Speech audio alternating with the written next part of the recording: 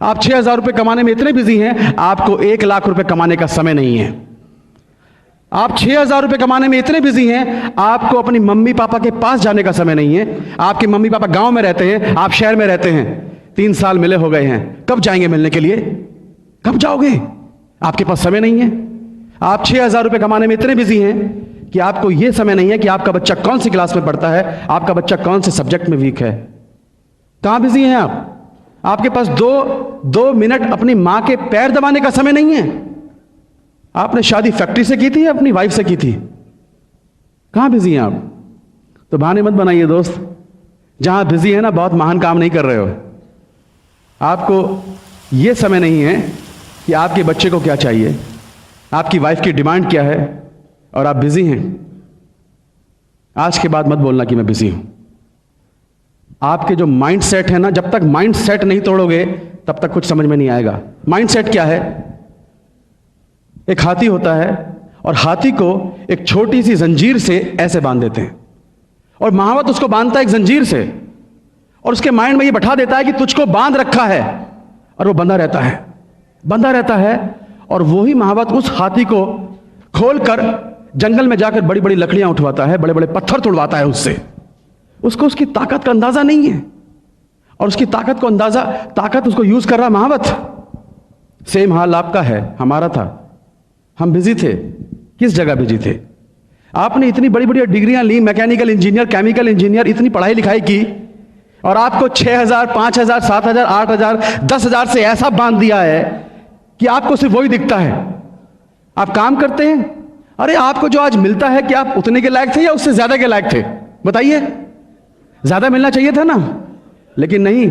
आपको 6,000, 10,000 से ऐसा बांध रखा है आपके बॉस ने कि सारी जिंदगी काम करो, और उसके बाद में फिर आपकी वो टांग बांध रखी है। कभी भी आपको छुटकारा नहीं मिलेगा। और यही आपके बॉस, यही लोग बड़ी बड़ी कंपनियां चला रहे हैं, आपकी ताकत यूज कर रहे हैं, और आपके सामने सिर्फ 6,000, 8,000, 10,000 फेंक रहे हैं, और आप उसी में खुश हो जाते हैं। Mind set. क्योंकि बचपन से मैं सिखाया गया है कि तुम पढ़ो लिखो जॉब करो, पढ़ो लिखो जॉब करो, तो आप जॉब कर रहे हैं। कभी आपके माइंड में बैठाया था कि तुम 2 लाख रुपए कमा सकते हो? मुझे नहीं सिखाया कभी किसी ने, हमारे माँ बाप ने, कि तुम 2 लाख कमा सकते हो, 3 लाख कमा सकते हो।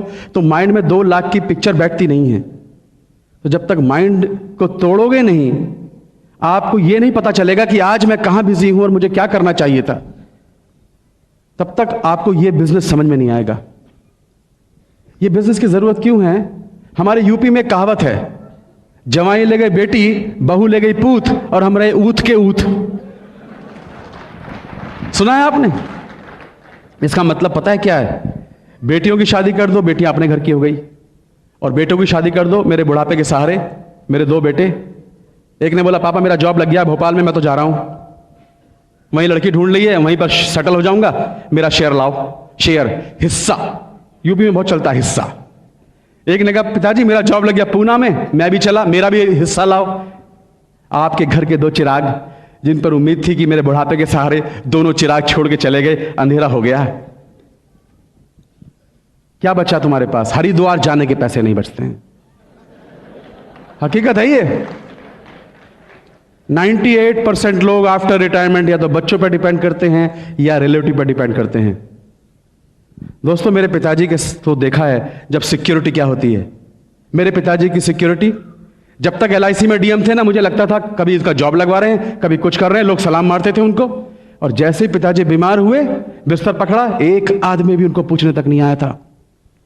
तो दोस्तों जिस कुर्सी पर आज आप बैठे हैं, जिसको आप समझते हैं कि ये कुर्सी आपकी अमर है, ये अमर कुर्सी नहीं है आपकी, एक दिन आपके नीचे से निकलने वाली है। तो जब कुर्सी साथ नहीं देगी, आपके बच्चे साथ नहीं देंगे, मतलब परस दोस्त साथ नहीं देंगे, तब दुनिया के किसी बिजनेस में मैंने ऐसी सिक्योरिटी नहीं देखी। 13 साल फिल्मी दुनिया में काम किया, आज मुझे कुछ हो जाए तो क्या मेरे बच्चों को कोई इनकम आएगी? आएगी? नो। मेरी जगह मेरी वाइफ काम कर सकती है? एक्टिंग नहीं कर सकती। क्या होगा? ये सोच सोच के कांप जाता था कि कल को क्या होगा। फिल्मी दुनिया में बर्बाद ज्यादा हुए, आबाद बहुत कम लोग हुए हैं। मैं नहीं चाहता था बर्बाद होना, इसलिए मैंने इस बिजनेस को देखा और इमीडिएटली इसको लिया। आपके पास कोई सिक्योरिटी नहीं है। आपके जॉब में सिक्योरिटी है, लेकिन आपके अंदर क्या सिक्योरिटी है? जरा सी देर में आपका पैर गए, रात को सोए, सुबह उठे पता नहीं, सुबह निकले रात को पहुंचेंगे पता नहीं।